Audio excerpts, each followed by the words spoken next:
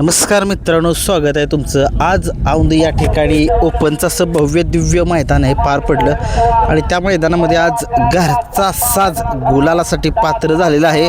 हा घरचा साज नक्की कोण आहे, कुठल्या नंदी आहेत, त्याचे मालक कुठले आहेत, आपण चर्चा करूया त्यांच्या मालकांच्या सोबत. नमस्कार शेठ. नमस्कार. सर्वप्रथम तुमचं नाव सांगा. माझं नाव व्यंकटराव आनंदराव देशमुख, सोहोली गाव, कडेगाव तालुका, जिल्हा सांगली. आपल्या घरचा साज जो आहे तो आज गुलालास पात्र झालेला आहे. त्या दोन्ही नंदीची नावं सांगा. हा घरचा साज आमचा हिम्मतराव बापू देशमुख सोहोली यांच्या नावानं पळतो. ते माझे मोठे बंधुराज आहेत. आणि माझ्या पहिल्या नंदीचं नाव आहे मिट्टू. आणि हा दुसरा नंदी आहे माझा राजा. हा देऊरला असतो. आणि तो मिट्टू म्हणून आहे तो आता सध्या जायगावमध्ये आहे, सचिनकडे आहे. आणि हा निरंजनकडे आहे. दोघांची नावं काय ती? राजा आणि मिट्टू. राजा मिट्टू. आज मैदानामध्ये गुलाल मिळवला आहे, काय सांगाल? आजचा आनंद कसा आहे? आज बरेच दिवसातनं माझं पहिली बैल पळत होते. नावे सांगा त्यांची. पहिला मोठा राजा म्हणून, सोहलीचा राजा म्हणून सगळीकडे फेमस होता. महाराष्ट्रामध्ये सगळीकडे. त्यावेळेला ती यशांका हॉटेल या नावावर गाडी पळत होती. त्या मोठ्या राजा थोडासा इतिहास सांगा जरा लोकांना. मोठा राजा हा मी विसापूरवरनं घेतला होता. कितीची खरेदी? त्याची खरेदी म्हणजे सुहास व्यापारी म्हणून आहेत, त्यांच्याकडून आणला होता. तो 50,000 रुपयाला आणला होता आमच्या बंधुराजाने. आम्हाला काय पहिला पळवायचा नाद नव्हता. त्या राजामुळं आम्हाला नाद लागला. फक्त आमच्याकडे कायम मोठी बैल असायची शेतीच्या कामाची. पण त्यानं सलग 49 नंबर केलं होतं. मोठ्या सलग 49 नंबर म्हणजे चेष्टा नाही, चेष्टा नाही आहे मित्रांनो. बघा, एक त्यांच्याकडे राजा नावाचा नंदी होता आणि त्याने सलग 49 मैदानात 1 नंबर केलेला. बुलढाणाचा बाब्या, त्याच्या नावावरती सलग 14 मैदानाचा 1 नंबरचा मानकरी आहे. आणि त्याच्यापेक्षा इतिहास खूप मोठा आहे. काय एवढा मोठा इतिहास लोकांना आजपर्यंत कसा काय नाही कळाला? नाही, त्यावेळेला कसं की विशाल ड्रायव्हर, नंतर येवलेवाडीकर, राजू आप्पा, त्यावेळेचे ते माझे ड्रायव्हर होते काय. आणि नंतर ना आपले साथ द्यायला रहमतपूरचे बुवा बर्गे असायचे, सतीश बर्गे कोरेगावचे. आम्हाला ज्यादा आमचे वाघाप्पा एक्सपायर झाले. वाघा चव्हाण म्हणून व्यापूरचे होते काय. नंतर ना सासुराई दादा, ही लोक आमची पहिली जुनी. आणि त्यांच्या शब्दाला महत्व होतं. ते कुठेही शब्द टाकले तिथं बैलांना आमच्या पैरे मिळायचं लगेच. विशालचा सुंदर आणि राजा पण पळाला. त्याच्यानंतर ना माझा पिंट्या आला, जो अमोल शेटणी, अमोल आंबेकर, आता ते एक्सपायर झाले मागल्या 4 महिन्यापूर्वी. त्यांनी माझा पिंट्या घेतलेला. तो आधीकडे होता कळंबीच्या सांभाळायला, अधिक पैलवान. त्यांनी सुद्धा पिंट्याने सुद्धा खूप गाजवलं. त्याच्यानंतर तिसरा राजा आला. तो राजा तर पुण्यात फेमसच झाला. त्याच्यानंतर त्यानं आदल्या दिवशी खडकवासल्याला 1 नंबर केला आणि दुसऱ्या दिवशी बातमी आली टीव्हीवर की मैदान बंद म्हणून. बंदीचा? हा, तोपर्यंत बंदीच्या काळात गेला. त्याच्यानंतर मग मी हा मिट्टू घेतला. मग मिट्टू राजा म्हणून माझी दुसरी एक गाडी पळायची. तो राजा अचानक आमचा जरा आमच्याकडे ॲक्सिडेंट झाला त्याचा. त्याच्यात तो राजा गेला, आदत होता. ती पण गाडी माझी 1 नंबर पळालेली. शिवणीत ती गाडी घरची राहिलेली, मिट्टू राजा म्हणून. आणि हा छोटा राजा आज ह्याची आणि मिट्टूची गाडी राहिली.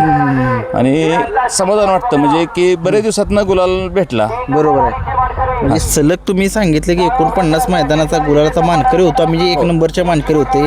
आणि खूप दिवसानं एक प्रतीक्षा गुलालाची असते प्रत्येकाला. काय आनंद काय त्याचं? एक बारीक ड्रायव्हरनी सांगितलं होतं शिरसोडच्या भागा. त्यांची एक मुलाखत झाली बारीक ड्रायव्हरची की महाराष्ट्रात असा कुठला बैल आहे की आक्यू रेक्यू देखना आणि नामांकित बैल. त्यावेळेला बारीक ड्रायव्हरने आवर्जून पहिल्यांदा राजाचं नाव घेतलं होतं. सोहलीकरांचा, दहाभोवाल्यांचा, हिम्मत बापूंचा मिट्टू आपलं राजा म्हणून. हा, एकदम आक्यू रेक्यू होता बैल. त्यावेळेला फडके सेट होते. फडके सेटने बरेच वेळाला मागितला, पण आमचे बंधुराज म्हणले की नाही द्यायचं मला. आज तागात आम्ही कुठला बैल विकलेला नाही, फक्त पिंट्यालाच तेवढा दिला. ती पण आपल्या अमोल शेट आपले मित्र होते, त्यांच्यावर प्रेम होतं, त्याच्यामुळं तो त्यांना दिला.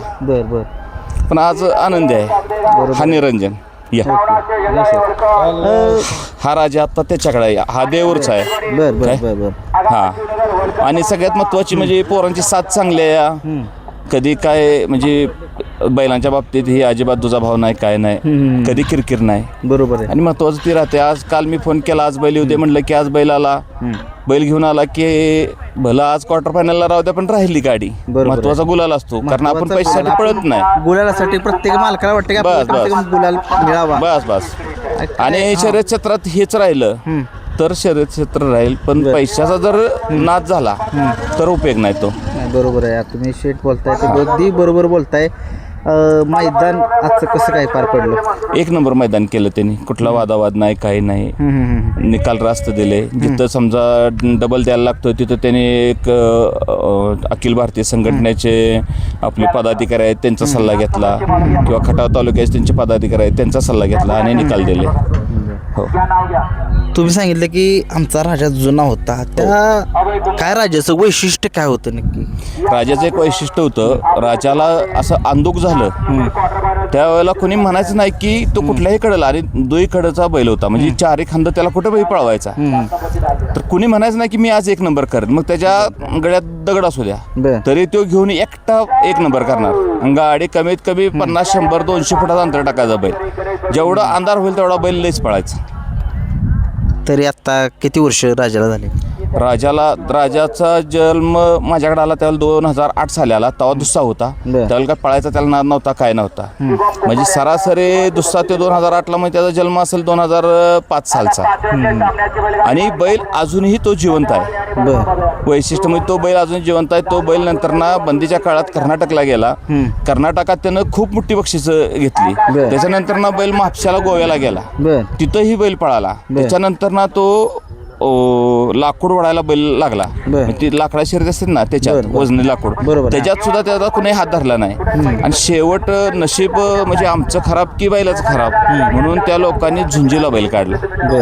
ती वाईट वाटलं आम्हाला. आम्ही खूप वेळा त्यांना माघारी मागितला, पैसे तुम्हाला पाहिजे तेवढे देतो म्हटलं, पण त्यांनी काही दिला नाही माघारी, कारण आपली एक इच्छा होती की त्याला आपल्या दावणीला परत आणायचा, पण तो नाही आला. आणि आज आता 1-2 महिने झालं त्याचे इंस्टाला व्हिडिओ आले होते, त्यावेळेला त्याचे पाय पाठीमागले उचलत नव्हते. त्याच्या आठवणी मनामध्ये आहेत, कारण त्याच्यामुळे तुम्ही सगळ्या महाराष्ट्राला ओळखत होता. त्याच्यामुळे महाराष्ट्रानं आम्हाला ओळखलं त्याच्या नावाने, आणि त्यानंच आमची ओळख करून दिली. बरोबर. आता काय वाटतंय मिट्टू आणि या राजामध्ये काय वाटतंय तुम्हाला? काय वाटतं यांचा पळ कसा आहे आता? नाही, मिट्टू गटाला कमी पडला. गटाला आजचा नाही विषय, हा पळ एक नंबर आहे. त्यांचा कसा वाटतं? पळ एक नंबर आहे. माझी घरची गाडी म्हणून मला त्या गाडीचा अभिमान आहे. हो, एक नंबर. दोघांची काय खासियत आहे? दोघांची खासियत, मिट्टू काय करतो, मिट्टू जरा पहिला फेरा कमी घेतोय, राजा फुल घेतोय. कोणत्या खांदी पळतात दोघं? दोघी खांदी पळतात. स्पीड जास्त कुठनं उचलते ते दोघं जण? कोण मध्ये उचलतं, कोण खालनं तळातनं, किंवा कोण तोंडाला? राजाला तळापासून स्पीड आहे. बर. फक्त दुसऱ्या फेऱ्याला जरा पुढे 100 फुटात कमी आला, पण मिट्टूनं कव्हर केलं. आजचं मैदान जे आहे तुम्ही घरचेच साज पळवण्याचा काय निर्णय घेतला? नाही, काय झालं की आता आपण पैरे मागतोय, प्रत्येकानं काय करायचं, पैऱ्याला सांगायचं माझा हित आहे तिथं आहे. आणि हल्ली प्रकार बेकार झालाय तो वायदीचा. बरोबर. ती नाही आम्हाला जुळत नाही. फक्त या महाराष्ट्रात कुणीही सांगावं माझी इतकी बैल होऊन गेली काय, त्या कुठल्याही ड्रायव्हरनं किंवा कुठल्याही कुणीही सांगायचं महाराष्ट्रात की ह्या मालकानं कधी आम्हाला 2 रुपये मागितलेत. बरोबर आहे काय.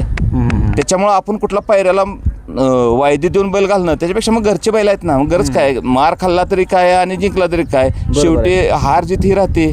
आणि हार पचवायची ज्याला ताकद आहे त्यानं ह्या क्षेत्रात यायचं. बरोबर. आज हा ड्रायव्हर ही दुऱ्या ड्रायव्हर म्हणायचं काय, हा ड्रायव्हर एवढ्या लांबनं शिवतरवरून आलाय, मग तो काय साठी आहे, आपल्या प्रेमासाठी आलाय. त्याला काय मी काय 5,000 आणि 10,000 पाठवले नाहीत की बाबा ये आणि गाडी हा प्रेम. हा, पण त्या अशी ह्या लोकांची प्रेम आहे ती म्हणून आपण ह्या क्षेत्रात आहे. आणि जर ही राहिलं तर क्षेत्र टिकल. बरोबर. आज विलास पैलवान एवढं पळते ते एवढं प्रत्येकाला वाईट वाटतं काही जणांना की बाबा की मला बोलतेत ही बोलतेत, तो माणूस चांगल्यासाठी बोलतोय. बरोबर आहे. त्याच्यामुळं आम्ही कधीच मी ग्रुपवर असतोय पण मी कधीही करत नाही, मी डावलत नाही त्यांना, पण मी बाजूच चालतो. बरोबर आहे. गेल्या वेळेला पण त्यांचं एक जणानं हे केलं, पण ती प्रत्येकाला चुकळती ना बाबा की हा माणूस कशासाठी पळतोय. महाराष्ट्रभर पळायचं काय म्हणजे एवढं सोपं नाही. आम्ही राजकारणात आहे, आम्ही राजकारणात आम्हाला माहित आहे, आम्ही राजकारण करतो, पण राजकारणात काय मिळतं किंवा काय नाही मिळत तसं त्या माणसाला काय पळून मिळणार आहे ह्याच्यात. फक्त नाट टिकला पाहिजे. काय एक बाबा ते फौजी आहे ते, हा पैलवानकी आहे त्यांच्याकडं, फौजी आहे ते, त्याच्यामुळे त्यांनी ते जपलंय सगळं. बरोबर आहे. बरोबर आहे. आणि सगळ्यात महत्त्वाचं कसं आहे, मी प्रत्येक यूट्यूबवाल्यांचं पण आभार मानतो, कारण त्यांनी हा खेळ पुढे नेला आहे. म्हणजे म्हणतात ना या देशात पोचला त्या देशात पोचला, आता ते आपल्याला माहीत नाही पण एवढं जादा कळत नाही, पण 101% त्यांनी पोचवला. शेठ तुम्ही वेळ दिला, तुमचा घरचा साज आज गुलालामध्ये पात्र झालेला आहे.